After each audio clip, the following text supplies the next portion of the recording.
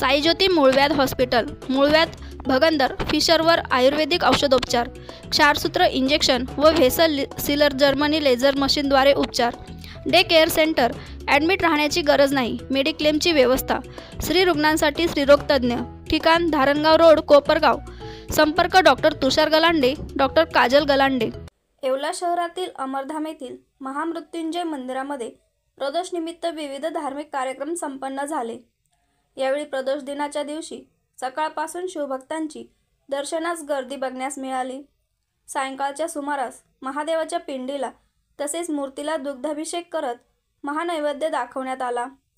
यावेळी हजारो शिवभक्तांनी महाप्रसादाचा लाभ घेतला। आलेल्या शिवभक्तांना रुद्राक्ष व बेलपत्र वाटप करण्यात आले। मोठ्या भक्तिमय वातावरणात प्रदोष कार्यक्रम महामृत्युंजय मंदिरात संपन्न झाला। जय बोले।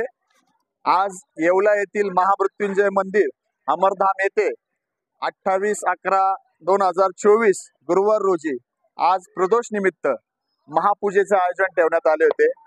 यासाठी मी स्वतः योगेश शांताराम क्षत्रिय सिन्नरकर आणि महामृत्युंजय बोले परिवार यांच्या वतीने मोठ्या भक्तिभावामध्ये प्रदोषचे आयोजन करण्यात आले होते। या प्रदोष काळामध्ये मोठ्या भक्तिभावात विद्युत रोषणाई करण्यात आलेली दिसते।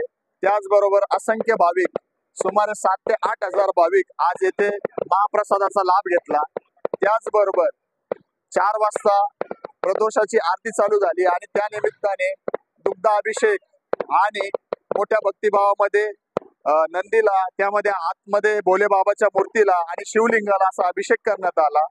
यामध्ये हजारोच्या संख्येने भाविकांनी येवला व येवल्याच्या बाहेर व महाराष्ट्राच्या बाहेर देखील असंख्य भोले भक्त येथे येऊन प्रसादाचा व त्याचबरोबर प्रसाद झाल्यानंतरूनच लगेचच पूजेचा व आरती झाल्यानंतरूनच बेलपत्र व रुद्राक्ष वाटप करण्यात आले।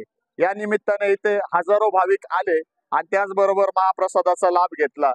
अंती असती प्रारंभ म्हणतात, म्हणजे अंतच ही नवीन गोष्टीची सुरुवात असते आणि आपण या स्मशानभूमीला अशुद्ध स्थान मानतो, पण या अशुद्ध स्थानामध्येच आज तुम्ही इथे हजारोच्या संख्येने इथे जे भाविक दिसत आहेत, शिवभक्त दिसत आहेत, हे तुम्हाला इथे उपस्थित दिसतील व मोठ्या भक्तिभावाने रुचकर अशा जेवणाचं आज जेवण केलं। सुमारे 7,000 पब्लिक जेवली असेल अंदाजित।